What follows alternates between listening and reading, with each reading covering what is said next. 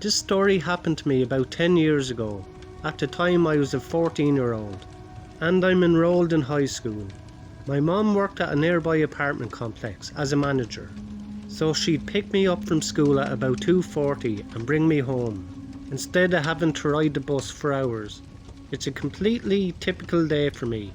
She picks me up from school, brings me home, but not more than 10 minutes after I'm back, a black car pulls up in the driveway, and I hear a hard knock on the door. I look through the glass on the front door and I can clearly see a man wearing a hoodie, in the summer, laying on the ground in front of the door.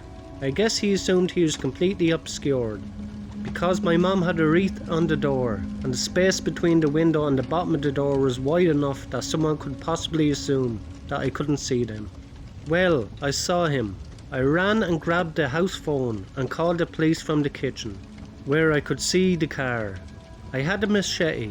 I was a teenager that thought swords and stuff were cool, so don't judge me, and waited around the corner of the door while still on the phone with the police. At this point the man knocks again, so I took matters into my own hand. I yelled as loud as I could, "Leave now or I'll effing kill you." I had a pretty deep voice for my age, thanks to puberty hitting me like a ton of bricks. So I guess he thought I was a full grown man, because this dude got up and hauled ass like an Olympic sprinter. After about 5 minutes the police get to my house, but we didn't have any cameras or anything, so there's nothing to go off in order to pursue this person. The cops pretty much just tell me that I handled the situation well, and they explained the law of self-defense to me as well. I looked back on this over the years, and I think the man most certainly wanted to rob us. What's most creepy about this to me is that he most likely scoped us out, saw that we were just a teenage boy and a single mother, and went through the trouble of learning our routines and waited for us. He thought it was the ideal moment to rob us. We bought a handgun because of this, so I never really lost any sleep, because I knew if he came back that I had a surprise for him.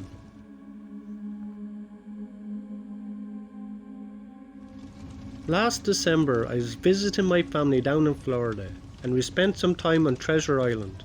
My brother and I took our dog down to the beach at about 2 AM to play some fetch and drink and have a good time.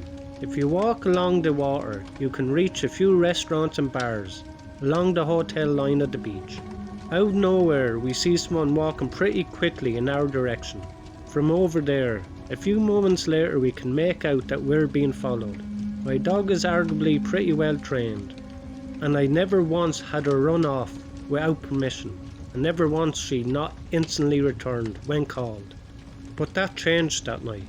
She was about 5 feet from me and I saw her hackles shoot up, and I went to grab her collar, but she took off in a full sprint, making some truly terrifying barking and growling sounds. We obviously took off after her, and she reached the first person and stopped between them and the people behind them. She was barking and growling and lunging, and I finally caught up and put her on the leash. She never reacted in that manner before, so it was truly scary. The group following ended up being 3 men that were probably in their early 30s. They started booking it in the other direction. I turned around and the person being following us was a young woman around my age. We asked was she okay, and she just broke down in tears and collapsed into my brother. My dog insisted she get on the ground for some excited pup kisses and a soaking wet cuddle, which they both seemed to enjoy. She was far too overwhelmed to talk. She got onto her phone and rang her friend's number to have us talk to her. We were able to figure out where she was staying and walked her back to her hotel, where we met up with her friends and we all exchanged numbers to talk at a later time. The next day we all got together, where we learned that she had gone off for a walk on the beach, stopped for a drink at the bar, drank a bit and then started not feeling right. So she left the bar and soon noticed 3 men left after her. She had been walking for about a mile at that point, terrified and slowly getting more and more messed up. She didn't remember much about that night, and we knew she was probably on something, but we had no clue she'd been drugged. We're still friends now, and we're all going to meet up when we're back in Florida. I've never been more proud of my dog, and more grateful that we were in the right place at the right time. I hate thinking about what could have happened, So for all those enjoying spring break, make sure you watch what you drink, watch out for your friends, and even more, watch out for sketchy people.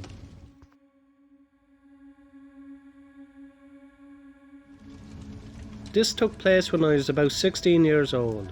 My aunt was in town visiting and we were coming back from the grocery store. We were driving back to my mom's house. My parents are divorced, just so you know, and she lives way out in the country. Like it's a 10-minute drive from anywhere. We pull up to our driveway and a red car pulls in behind us. My aunt and I stay in the car and the man approaches the driver's side door. Can't rightly tell you why he looked like a creep, but he looked like a creep. Very pasty skin, eyes that were staring too hard, just overall weird. He claims he's lost and looking for a way to the fitness centre in the town next over. The exact fitness centre that is about a minute away from where the grocery store is. Super odd, but I gave him directions. He thanks me, but continues to stare at me. He asks if we know each other, and we reply no. He gives me his name, and I again repeat no. I do not. A couple of seconds of awkward staring, and he asks me what my name is. Well, being an idiot and feeling anxious, I tell him. That was a mistake. He confirms we don't know each other, and he heads back to his car. And we watch him leave. My aunt and I agree he was very strange, but shook it off, and took the groceries in from where we parked. You have to take a long windy path up behind the house to the back door. My aunt goes outside to grab the rest of the groceries, and I settle on the couch in the living room and looked outside. Red car in the driveway. My aunt comes upstairs and says the guy was almost to our door, and he claimed he forgot the directions. My aunt curtly told him right, left, right, and then told him to leave. The directions were truly that simple. When following the main roads, I'm freaked, she's freaked, but we never see him again. A month passes and I'm chilling at my dad's and posting something like I'm bored at my dad's house. Who wants to chill on Facebook? Guys, always set your page to private.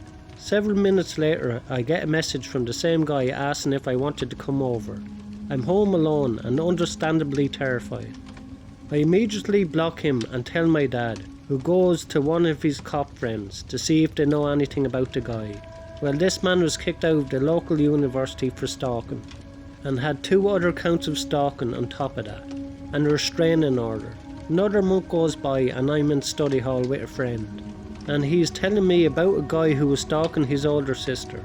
I don't remember the specific details, but it was definitely the story of someone being stalked. Craziest part was this stalker almost drove this girl's brother off the road in an attempt to get him to pull over. Once pulled over, stalker jumped out and was making his way to my friend's vehicle when my friend noped right out of there.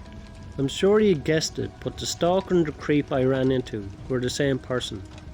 To add to the creep factor of all this, fast forward 6 months and apparently he was arrested for attempting to kidnap 3 different women within an hour, failing on all attempts and almost running over the last woman's father, who was with her at the time. Confirmed it via a news article, and I'm still pretty floored by all of it. Thanks a million to everyone who likes, subscribe and commented on my videos. I really appreciate it. Helps out the channel a lot. If you enjoyed these stories tonight, you will enjoy the next 3 stories in the box above. Thank you.